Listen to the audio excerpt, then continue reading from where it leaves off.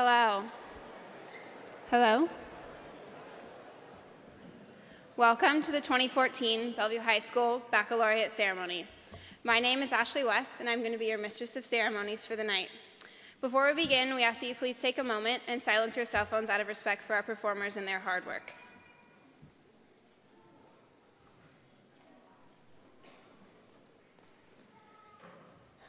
Many of the parents and grandparents in this audience today probably attended a baccalaureate ceremony their senior year of high school in a church much like this one.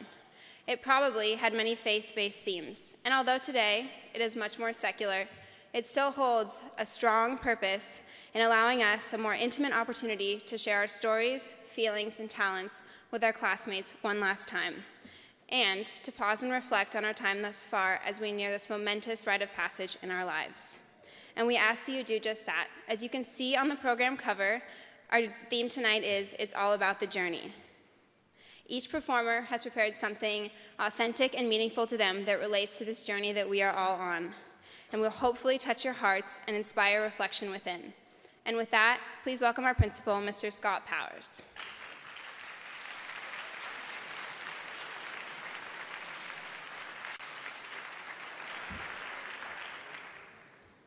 Good evening, Bellevue High School seniors and soon-to-be graduates.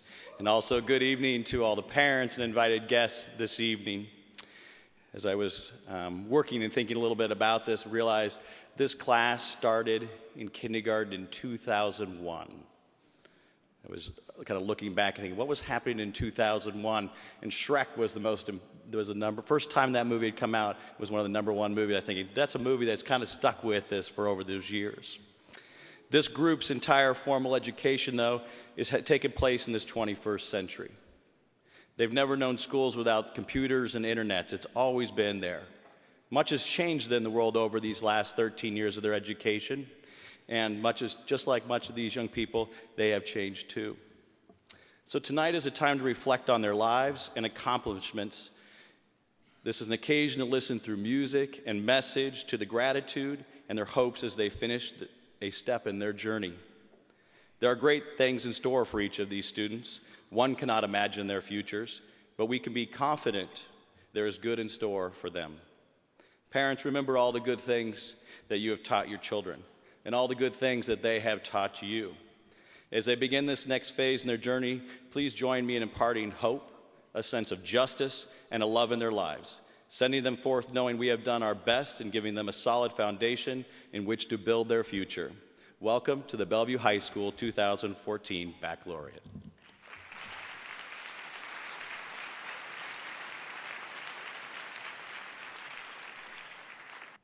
Good evening. My name is Charisse Hallberg, and I'm a language arts teacher at Bellevue High. I'm also one of the advisors to this class of 2014. Tonight, I have the honor of introducing our first performer, Roxanne Musavi. Last year, I had the pleasure of teaching Roxanne in one of my AP classes. She's a bright student, and she shines even more brightly as an artist. A naturally talented writer, actor, and musician, Roxanne has also been singing for as long as she's been able to talk. Here tonight to perform for you, I Lived. Please welcome Roxanne Musavi.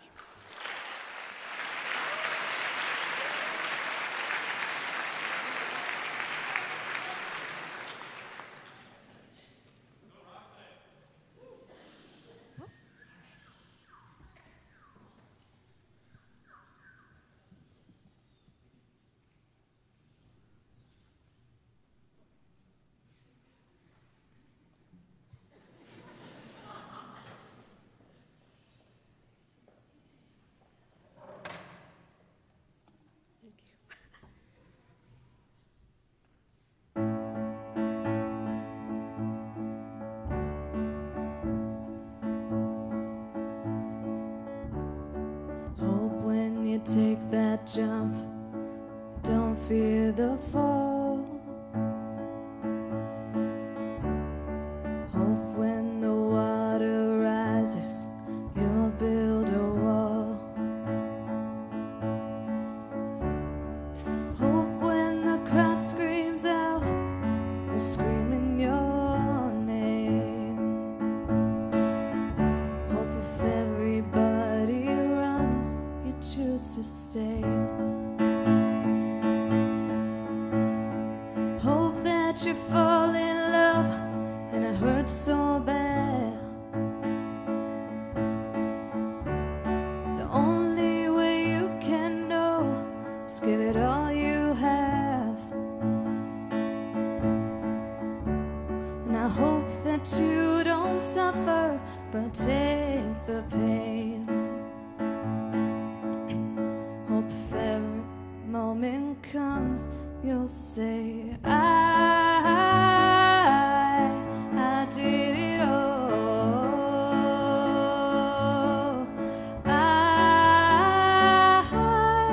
I did it all.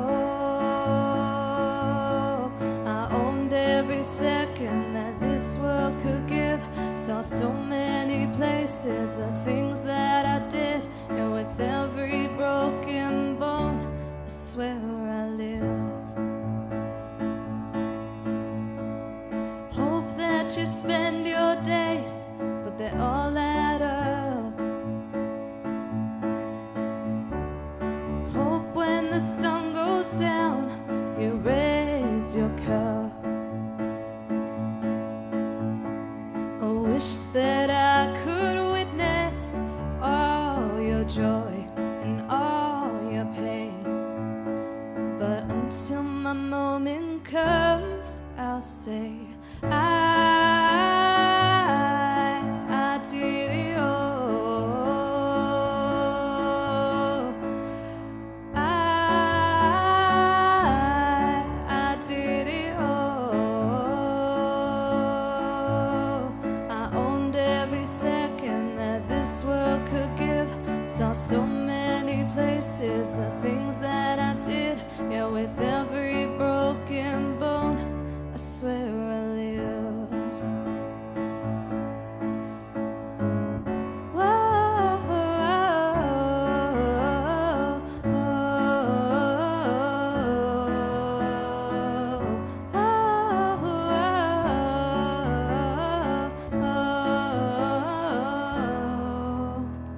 With every broken bone, I swear I live. With every broken bone, I swear I live.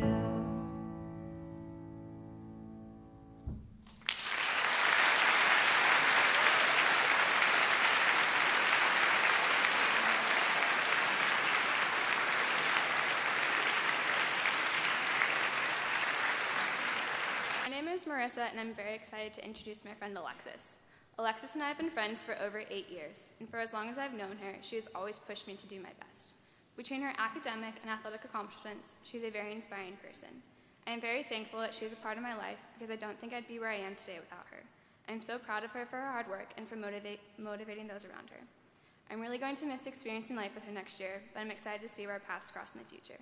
Please help me welcome Alexis Johnson with her speech, What Are You Waiting For?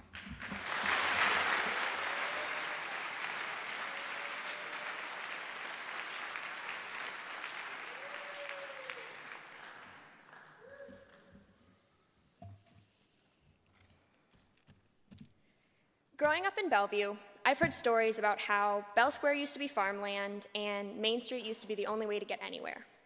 But things have changed now. Every morning in my short lifetime, I've looked out at Lake Washington and I've watched the waves come into the bay and then go back out and carry with them the people who've come and gone, the world that has evolved to mirror the passage of time, and our childhoods that have dictated that, in fact, we do have to grow up, no matter what Peter Pan promised us all those years ago. And from this, and my development past Disney movies, I've come to the conclusion that everything in life is movable. Even the most necessary and basic element of life, that of water, which I've watched my entire life flowing and moving, is ever-changing. This tiny molecule is fluid and ethereal, and is in actuality just a combination of even smaller building blocks, similar in that way to our own lives. This means that just like the waters of Lake Washington that we can see from our brand new school, so too have we ebbed and flowed through the challenges and difficulties of growing into the people we are today. But we are not even close to being done just yet.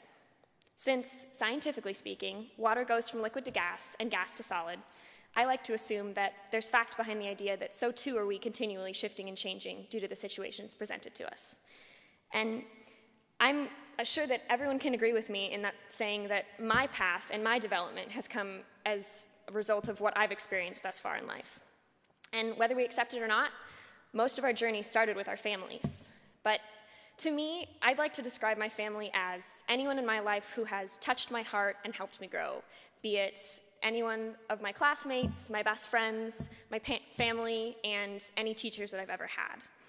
And I guess what that means to me is I just want all my classmates to look around and think about people in your lives who have touched you and helped you grow, because we owe these people our thanks for their guidance and their prodding towards becoming who we are today, because just like how water owes part of itself to hydrogen, every single person that you can think about or that you can see in the audience here today representing you has been an element that has developed the person that you truly are.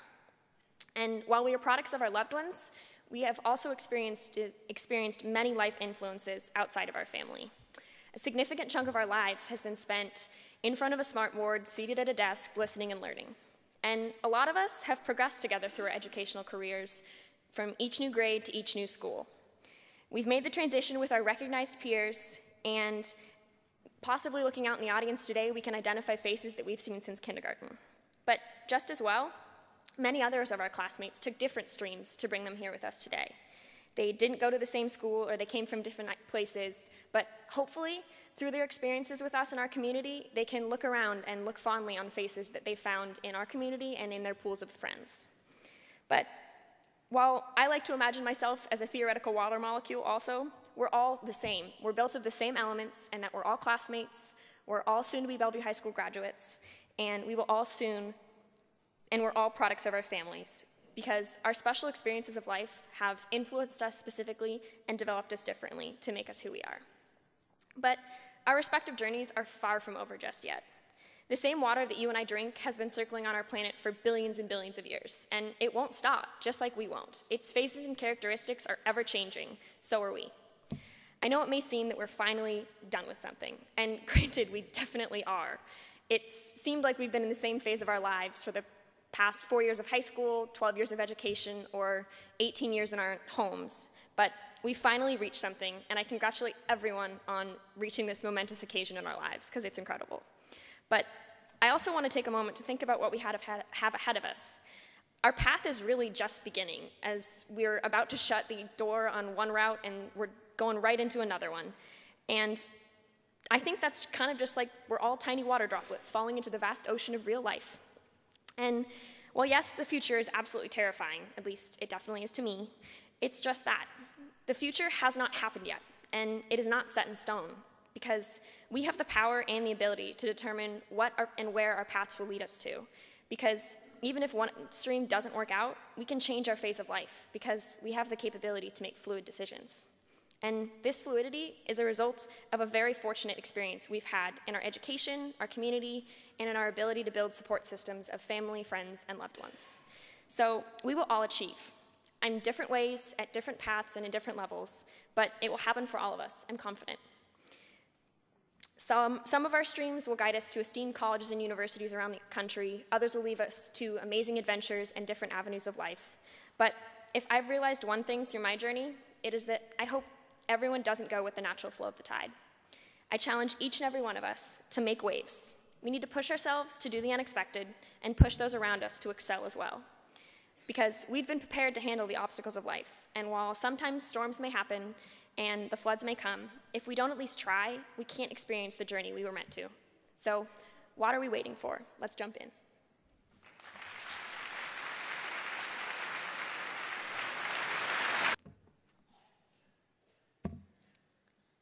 Lexi's been one of my best friends since we started Chinook Middle School together in 6th grade. We were both always really busy with extracurricular activities, me with sports and her with dance and gymnastics. Even though we were so busy, we always managed to find time together, even if it wasn't hanging out every day or even every week like most best friends. Her year-round dance schedule took up over 20 hours of each week and most weekends. If you watch Lexi perform, and it's evident that she puts in countless hours of training, conditioning, and practice, managing to make it look effortless. She radiates energy and joy. Unlike soccer and basketball, dance is a subjective sport, judged by people giving their opinion. Lexi always has a positive attitude, no matter how the judges may feel. Lexi always has a positive attitude and is self-confident no matter what. That's what I love about Lexi. She doesn't let others get her down. She's always positive, and she believes in herself no matter what. I'd like to introduce Lexi Nunes performing a ballet point variation to Copiella.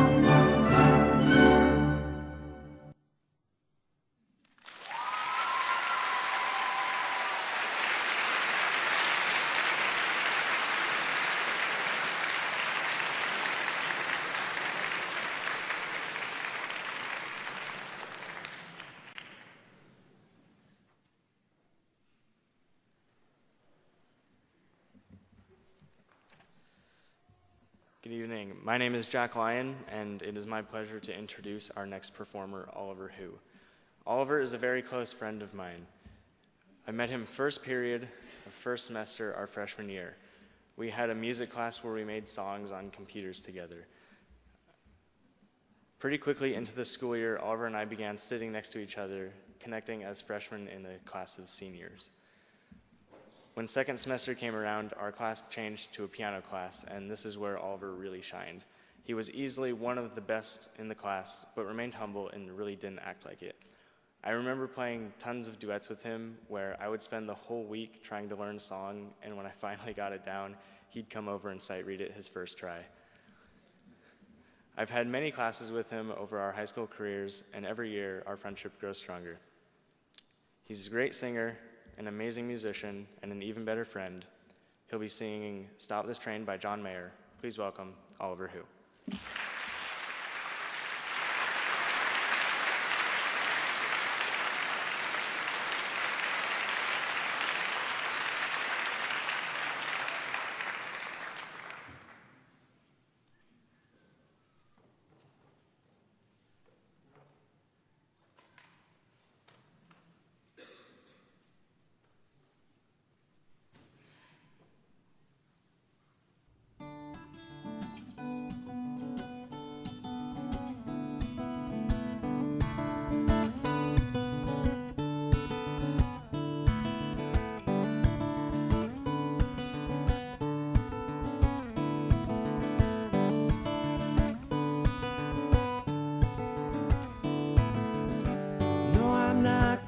Blind, I know the world is black and white.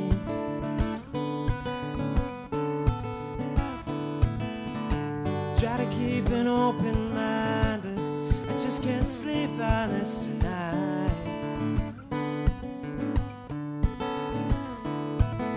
Stop this train, I wanna get off and go home again.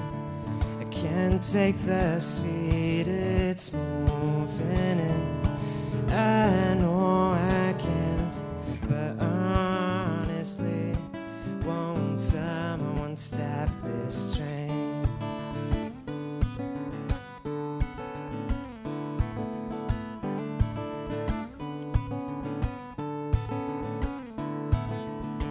Don't know how else to say it. Don't wanna see my parents go.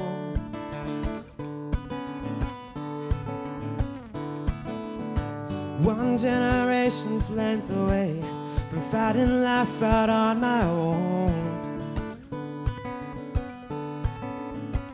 Oh, come on, stop this train.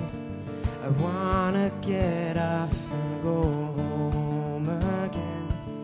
I can't take the speed it's moving in. I know I can't, but honestly, won't someone stop this train?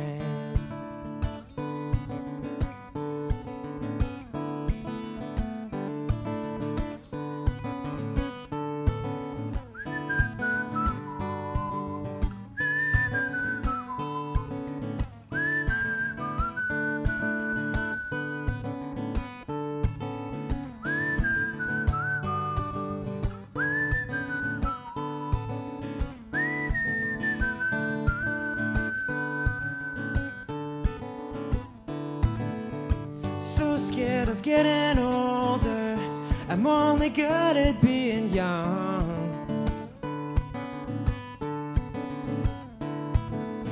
So I play the numbers game to find a way to say that my life has just begun. Had a talk with my old man, said help me understand. He said turn 68 high, you'll renegotiate. Don't stop this train. Don't for a minute change the place you're in. Don't think I couldn't ever understand. I tried my hand, done honestly. We'll never stop this train.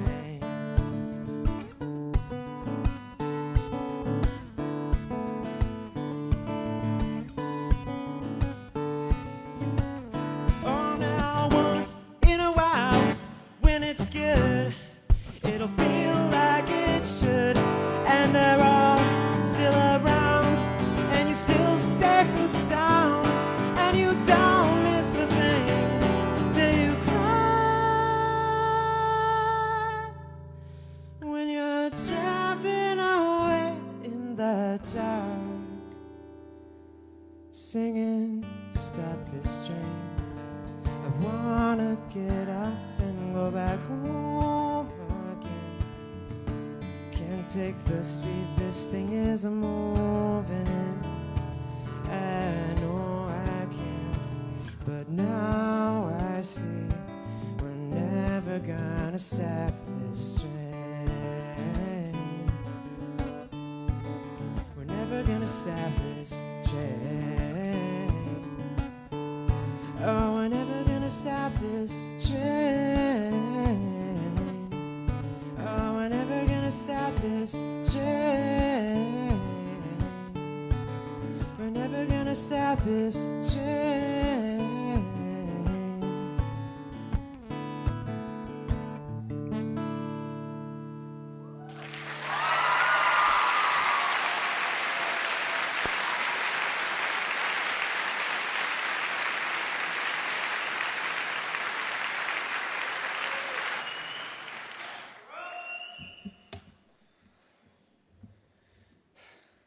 Good evening. My name is Brad Klessner, and I'm honored to be here to introduce our next speaker, Brady Carls. From being the captain of the baseball team and a first-team all-conference center fielder, to interning at an orphanage in Costa Rica, and spending a period out of his day to work with Steve Campbell, Brady is a true leader in the Bellevue High community and in the city of Bellevue. But where Brady truly connects with people is on a personal level. I've had the pleasure of calling Brady one of my best friends since 7th grade. Since then, Brady has been there for me through all the ups and downs of high school. He's given me and many others advice on all sorts of things, from family, friends, sports, school, girls sometimes. He is truly wise beyond his years. Tonight, he's going to give a speech that will hold an important significance to all of us as we move on into the next chapter of our lives. Without further ado, I'm pleased to introduce Brady Carlson.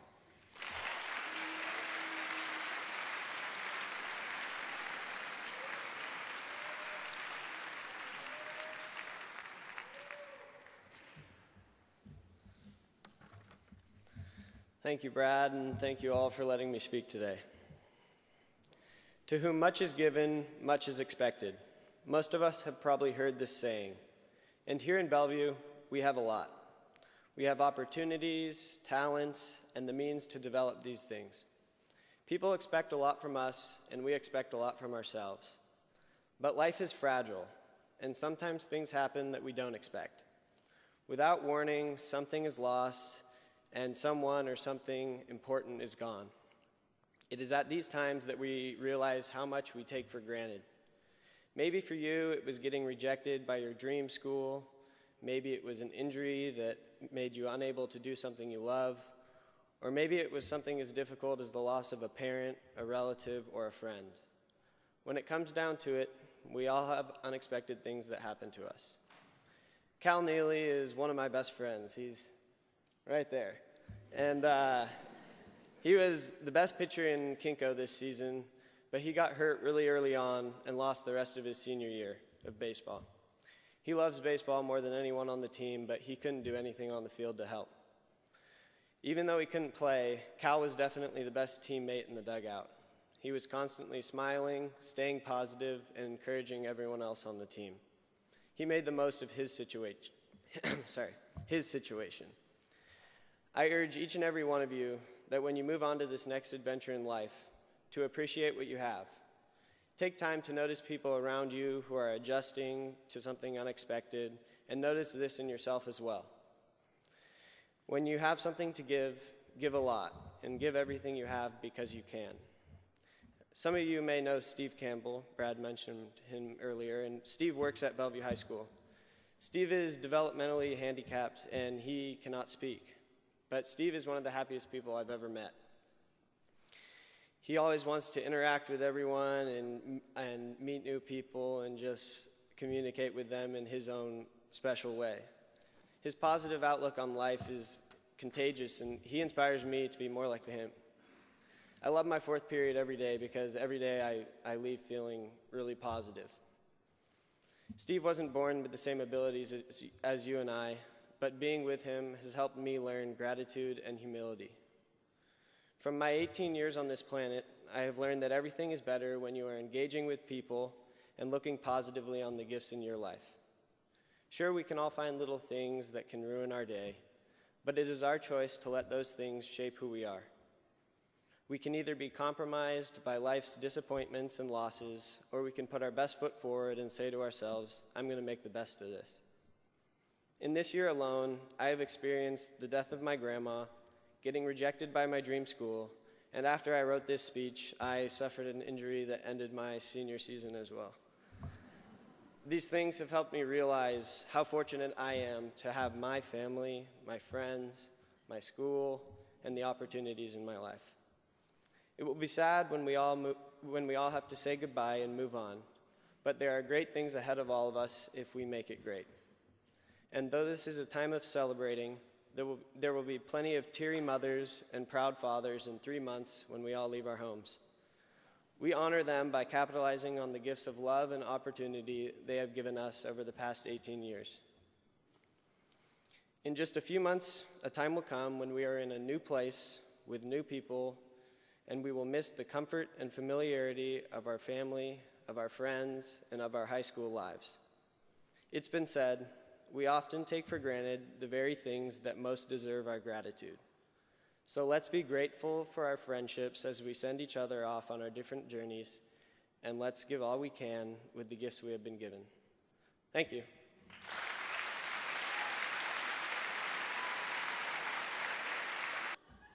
Good evening. I'm David Klein. I am the theater arts teacher at Bellevue High School, and it is with my pleasure I get to introduce this next student, Mary Virginia Brown. The beautiful thing about doing theater is that I get to see kids in a totally different light. I get to see them when they're not sitting there staring at a whiteboard. I get to see them actually challenge themselves. And the great thing is when you have a student that challenges herself over and over and over and succeeds at all of it. So it is my pleasure to introduce the actress, the writer, the director, the incredible personality, Mary Virginia Brown, accompanied by Sophia Quinn, singing.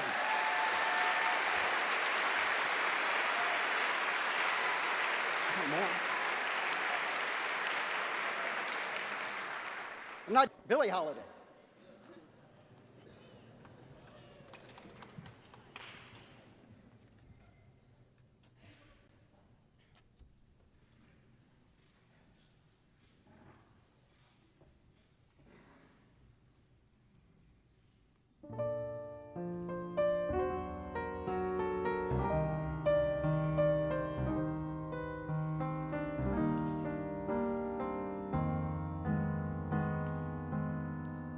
I'll be seeing you in all the old familiar places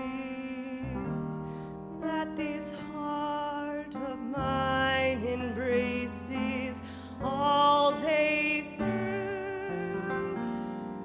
In that small cafe, the park, across the way, the children's carousel, the chestnut tree, the wishing well.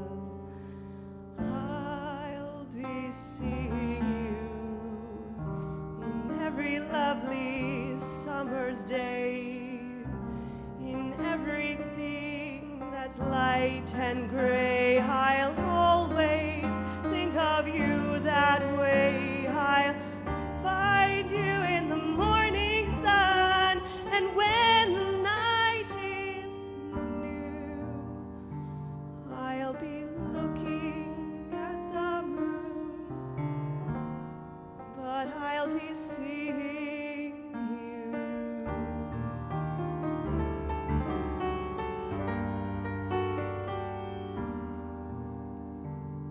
I'll be looking at the moon, but I'll be seeing you.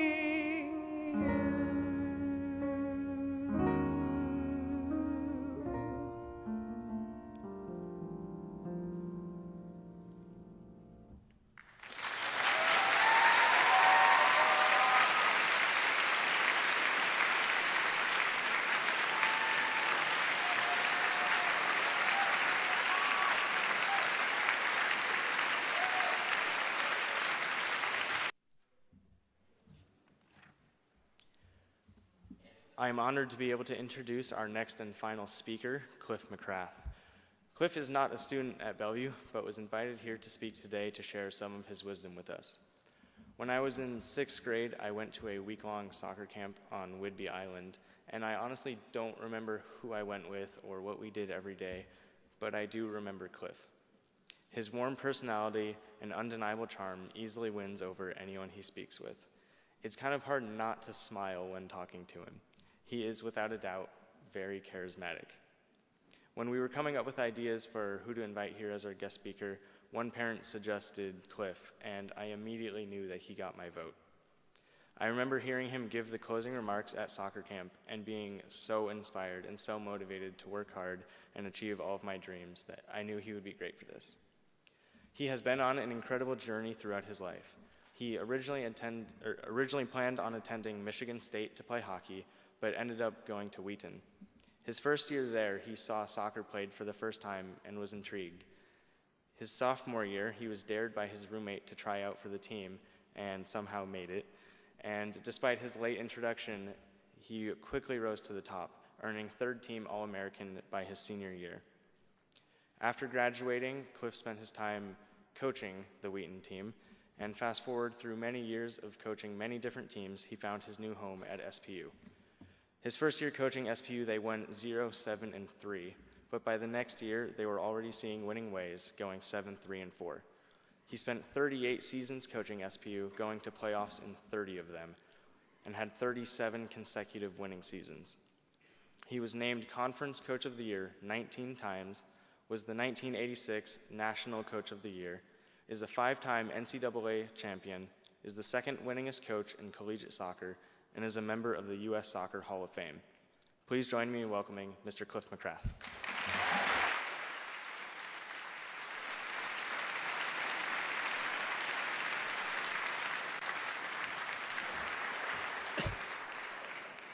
Are there any questions? Screw America's Got Talent. Bellevue High School's got talent. This is incredible.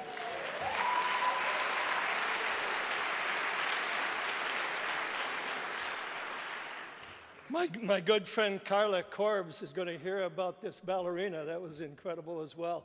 I was worried about whether, this pirouette would wind up in the front row. I was ready to catch. Mr. Powers was ready. But before I speak to you, I got to get a couple things off my chest, other than the fact that I fly about every week and I'm struggling with a little bit of air-induced laryngitis, but if it doesn't bother you, it won't bother me. But I do need to tell you there are a couple things about this situation that I can't stand. I get it off my chest. It's kind of like the preacher who said, before I speak to you, I'd like to say something. I've been where you're sitting literally hundreds of times. I was a street kid growing up in the streets of Detroit. I had no idea that commencement was at the end of the year. It was always something that began something. And the first time I went to a commencement, and I've been to scores of them since, I was in a bathrobe with a funny looking thing on my head, and I had to keep pushing the tassel away in front of me. And I thought, well, if I'm going to do this for a little while, I've got to figure out how to learn something. And so what I'm going to pass on to you is something you're going to take with you for the rest of your life. I'm going to give you 4 little points. Has nothing to do with what I'm going to say to you tonight. This is all about the experience you're having. 4 little points about special speakers that are introduced to a crowd that, other than the Lyons family and a few others, they've probably never seen before, my friend Chris back there. But effectively, this is a 100% report. You can write it down. The palest ink's better than the strongest mind. You can write it down. Every single speaker in the situation where I am right now starts out by lying to his audience. Because after the introduction, he says, boy, I'm really happy to be here. The truth is, he'd probably want to be someplace else. Any place else. Hawaii. Tacoma. But hard after that lie comes what I call the credibility statement, because he's just lied to you, and then he says, I consider this the absolute best personal privilege I've ever had in my life. Raises some question in my mind what kind of experiences he's had.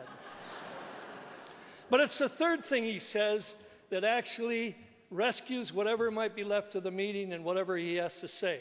Because by now the paralysis has set in and begins to thaw, and he hears his voice circulating around, coming back to his ears. He begins to come to. He sees something out there that looks like it might be a congregation, and in front of him is something that looks like a pulpit. And I call this the principle of too much exposure to TV evangelism. Because about that time, he says, it gives me great joy. Of course, the 3 people asleep in the upper just... That wakes him up.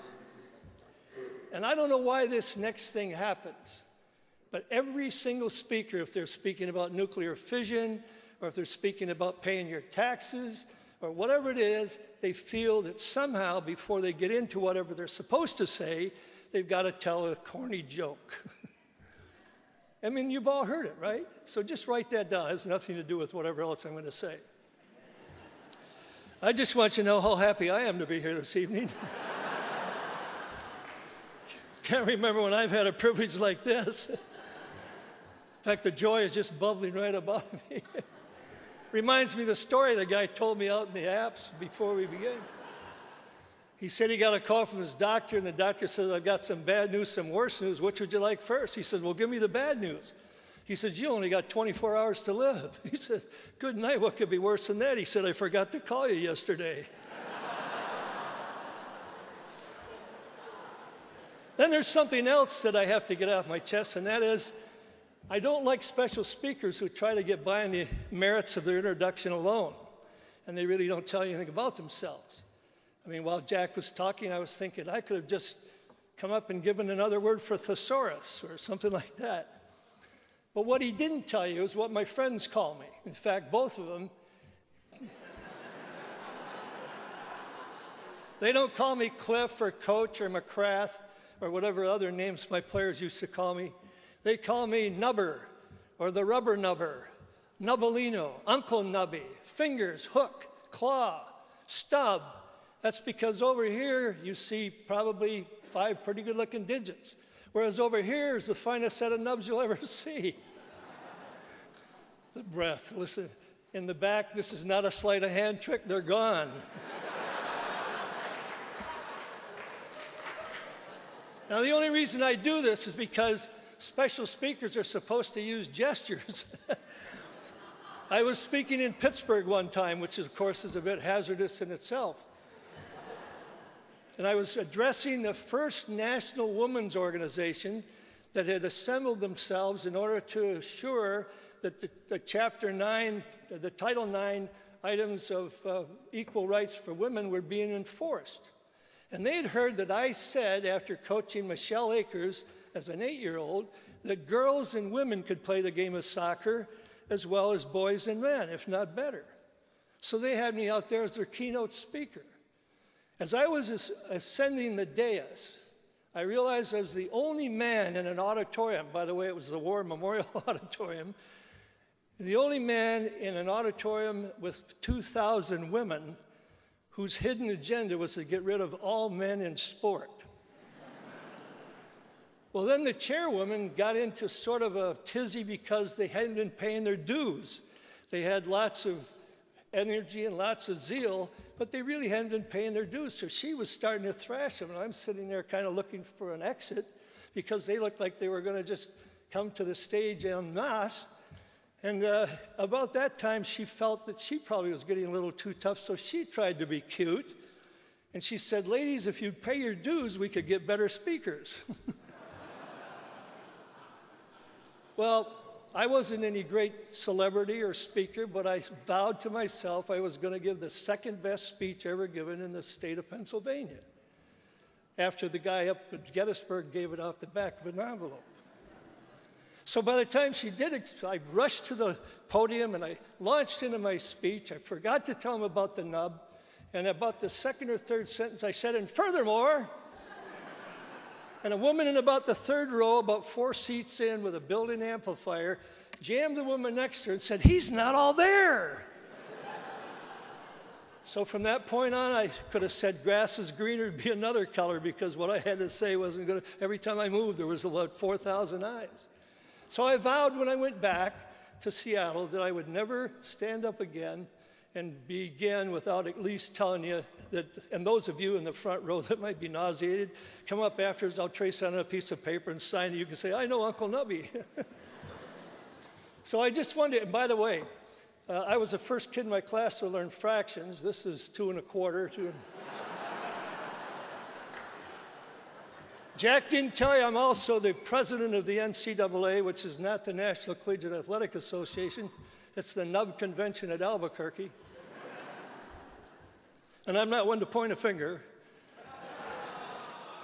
I prefer you don't say thumbs up or let's give him a hand. That's kind of discriminating. And by the way, I have to be honest about this. Congratulations, seniors, on you're about to graduate this Friday.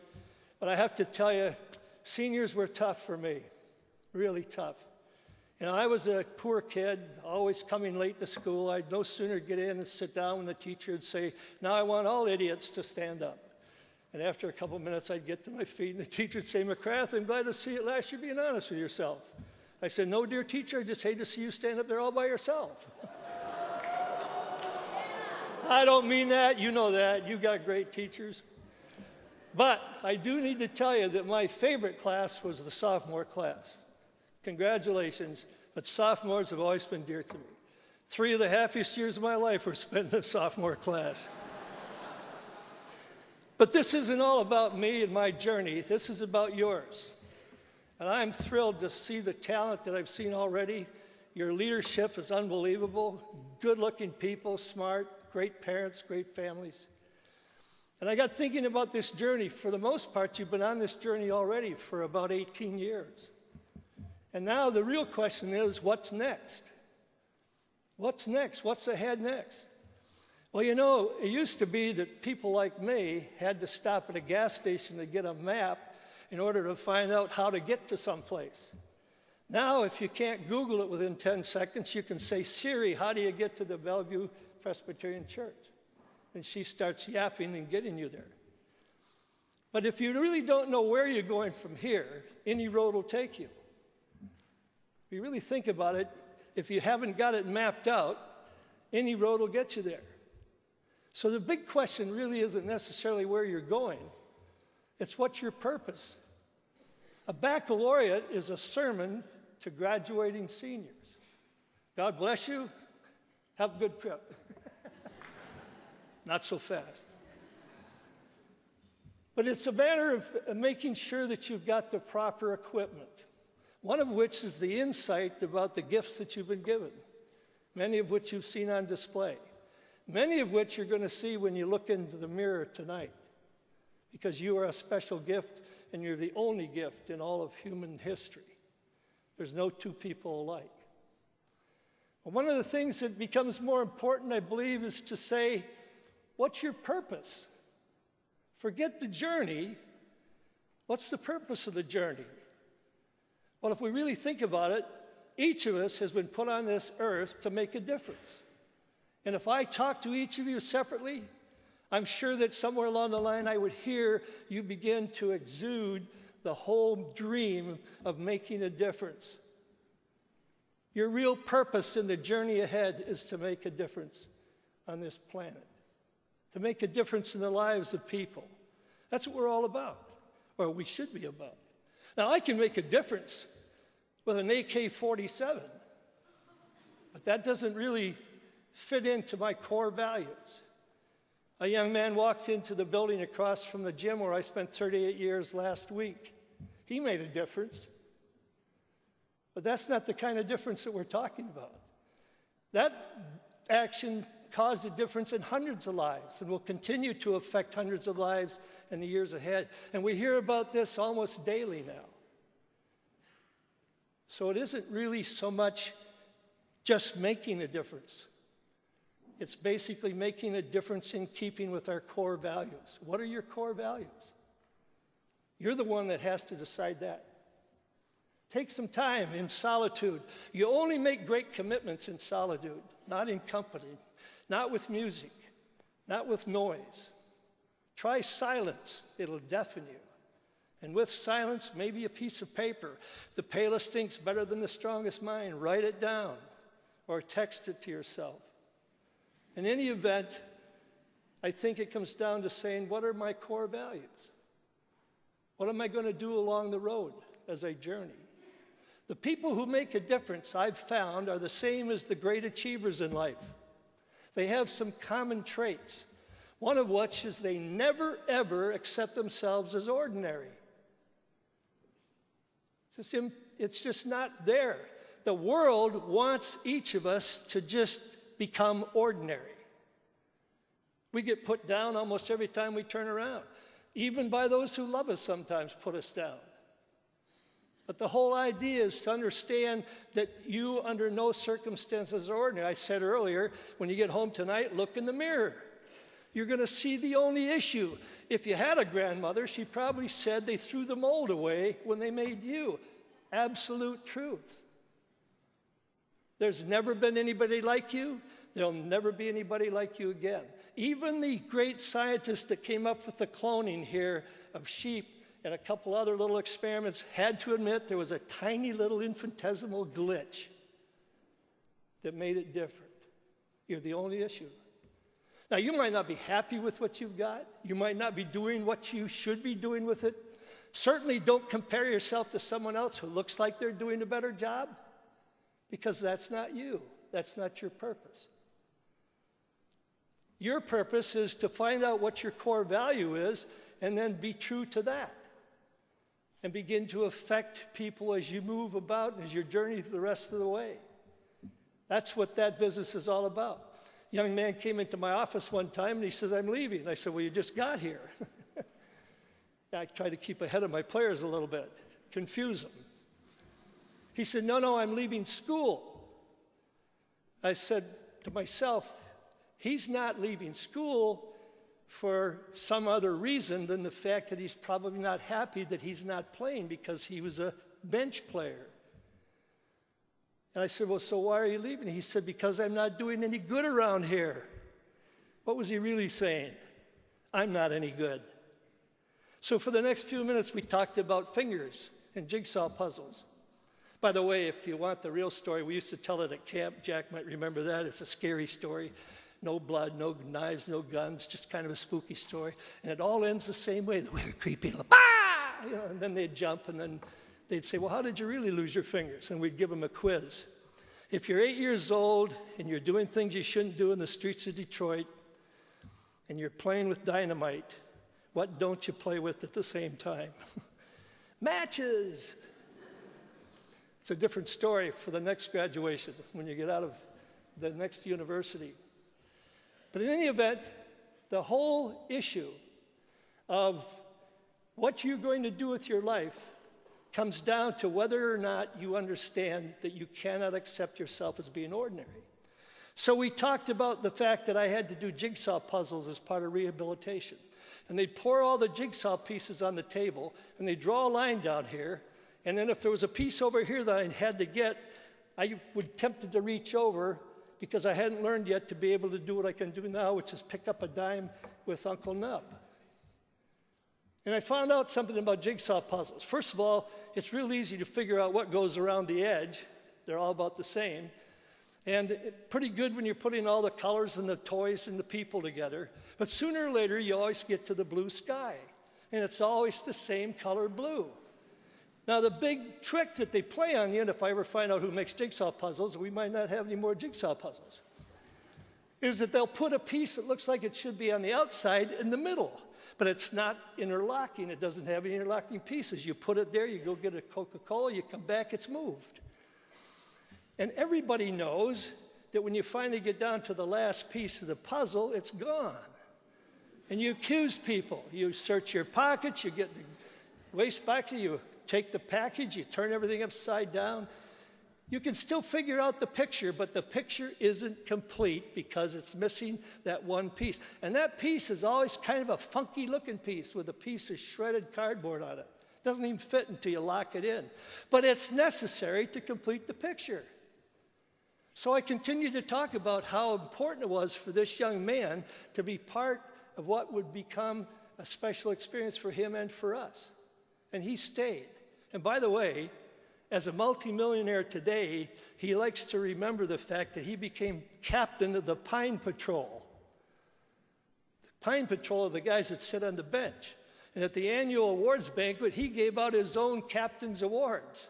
He gave an award to the kid that warmed up the longest and didn't get in the game. And and I always said, I'll give you plenty of notice if you're going in the game. He warmed up. He gave an award to the kid who didn't get any notice and had to go in the game. Gave himself an award for being the captain of the Pine Patrol. Well, he became extraordinary and an extraordinary achiever. And he became one that made a difference, and he's still making a difference today in the lives of a lot of people. It all had to do with the core value of realizing that he was somebody special. Another thing that very special people that have an impact on other people are noted for is that they never, ever back down from a challenge. In fact, the more impediments and the more obstacles out there, the more they're committed. Roger Bannister is credited with being the first human being to ever break the 4-minute mile as a runner. He didn't break the 4-minute mile. He broke the psychological barricade that humanity had placed there, saying that a human being couldn't run a 4-minute mile. Why? Because once the barricade was gone, within the next 5 years, 17 more people broke the 4-minute mile, and guess how many have broken it since then? They never back down from a challenge. In fact, of what significance is the victory if the challenge is too small? What you do not dare do is continue on your journey looking for an easy way. Ask for something difficult. Ask for the obstacles. Commit yourself to overcoming. Do not back down. And another thing that's very clear is those difference makers never ever base who they are on what they do, but what they do on who they are. I told you I ride in airplanes a lot, and sooner or later the person next to me almost always asks me the same question. What do you do? As if what I do is of any significance compared to who I am. It's the who we am that makes the difference. It's who we are. Strive to find out what those core values are. And by the way, another thing that's very distinctive about difference makers is when it comes to the difficult things, they stand the tallest. A baccalaureate, as I said, is defined as a sermon to graduating seniors. Well, if it's a sermon, it has to do at some point with faith. And expressing your faith and your belief sometimes brings on very difficult situations. There are people throughout the world that have no problem standing up and expressing what they believe, and they're militant about it. And there's all kinds of legislation that has been created by people who believe that there's no place in this world for God. Well, if you happen to be one of those people that has been foolish enough to become a Christian, then stand up for your faith. Don't be afraid to confess what you believe. They're not, and you don't have to be. And remember, arrogance is not what we're talking about. It's not the arrogance of belief. In fact, arrogance is the proper management of humility. I've met a lot of humble people that are pretty bigoted. So figure out how to be really clever about taking your stand, but whatever you do, take your stand. And do not back down when it comes to expressing your faith. You'll have to take certain leaps of faith in the years ahead. But remember, a leap of faith is not A to B. Leap of faith is only from A. I remember one time when I was in a debate with a physiologist about motivation. We won 4 of our 5 national championships with kids nobody else wanted. And I was there to talk about motivating people that didn't necessarily have the skill. He was a physiologist, said if you don't have fast twitch muscles, you're not going to be able to run fast, you're not going to be able to perform. And he kind of said to me at one point in the challenge, McCrath, if I had $1 million, I couldn't get a one-legged man to jump 7 feet. You know, for a minute, you're kind of, well, this guy's a PhD in physiology, and I'm a street kid from Detroit that always says, come on, bring it on. And so about a half a second went by, and then I realized, whoa, wait a minute. To which then I answered as eloquently as I could. I don't care if he doesn't jump 7 feet. I just want him to jump. And when it comes to expressing your faith, I pray that you will have this kind of armor. That armor that can be best expressed, I guess, in the mantra that I've learned to appreciate for my own life. That if the doctor tells you you've only got 60 seconds left to live, stop the first person you run into and say, you got a minute? God bless you.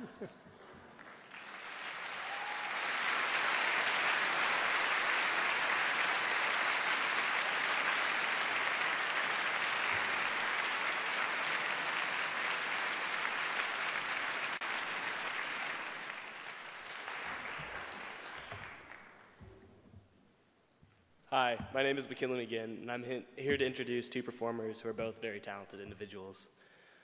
Jack Lyon has been a really good friend of mine since freshman year, where he began to do amazing things, and he will continue to next year as he studies business at Villanova University. Jack dominated the soccer field as a keeper until he suffered a severe head injury, fracturing his skull in a fall season game. However, he didn't let this hold him back. This year, he has been an incredible class officer, working hard every day to raise money for prom and other activities. Due to his inability to play soccer this year, he decided to dedicate the remainder of the year to relearn piano. He began when he was 4 and played for 6 years until 5th grade. He saw this rediscovered skill as an opportunity to support a friend of ours as she auditioned for a performance today. This leads me to introduce a girl who is very important to me and is my best friend. Coy Stocks is an incredible, independent individual who defends everything and everyone she loves. She is one of the most talented individuals at nearly everything she does, including soccer, swim, and crew, where she was even invited to go to the national championship regatta this weekend. Coy is one of the nicest people you'll ever meet. She is kind, compassionate, and puts others before herself to help them. Coy will be attending Boston College in the fall, where she is considering studying film, and where we know she'll continue to do amazing things. Now please welcome me as we introduce Jack and Coy as they perform Imagine by John Lennon.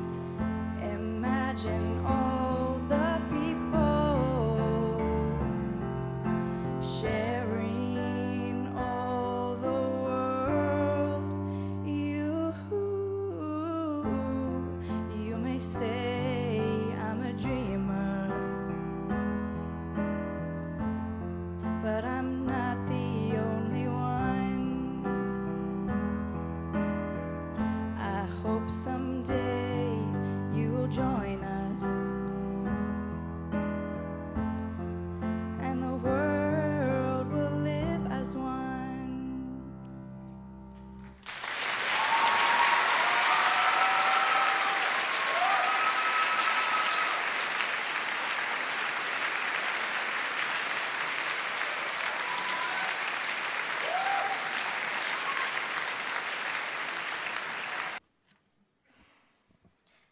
My name is Mackenzie Minnis, and I will be introducing our final performer, Floriane Kameni, or as I call her, Flo.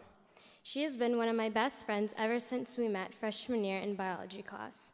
She is one of the most talented people I know, being able to exceed in anything she feels passionate about. Sophomore year, she asked to borrow one of my drawing books for a week or so and then came back with this amazing, incredible drawing, a skill that had taken me years of practice. And now she can draw better than I can. Track and field is another one of her amazing abilities. She holds several national titles, both French and American, in long jump. Her hard work and determination, both in school and in track practice, earned her position in the class of 2018 at Harvard University. She started playing piano in 6th grade with only taking 5 months of lessons, and then started playing again on her own sophomore year of high school. Tonight, she'll be performing Test Drive from the movie How to Train Your Dragon.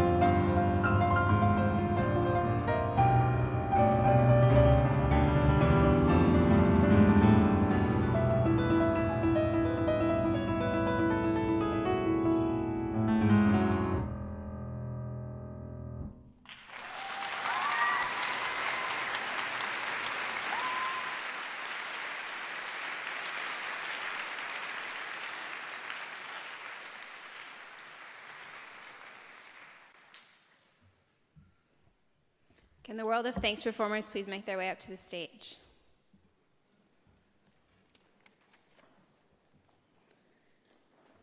Let's give one more round of applause to all of our wonderful performers who open their hearts and talents up to us.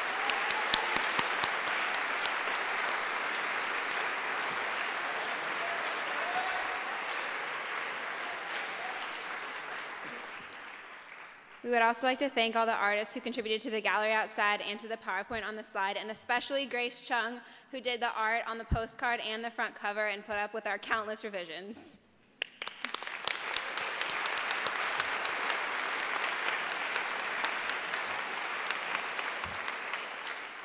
And lastly, I want to recognize all of my classmates who didn't get the opportunity to perform today, but who are each so individually talented and accomplished that I'm truly humbled to call you my classmates and my friends.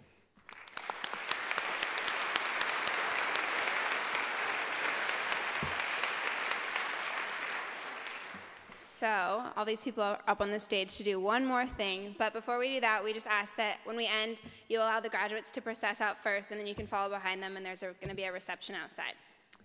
And with that, the World of Thanks has been a tradition here at Bellevue High School for many years, and is usually what ends our baccalaureate ceremony. It's our way of not only honoring our vast diversity within our community, but also in thanking everyone sitting in this room, because we wouldn't be half the people we are today without all of you. As we go down the line, each person is going to say the language in which they are speaking, and then thank you in that language. I'm going to start the World of Thanks with English. Thank you. Korean, 감사합니다. American Sign Language. Dutch, dankjewel.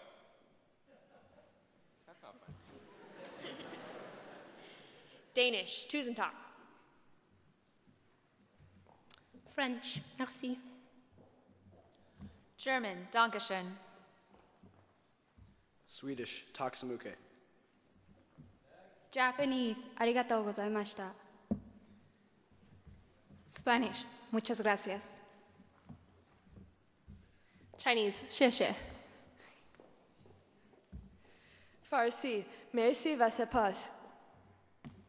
Turkish, çok teşekkür ederim. Can all the seniors please rise?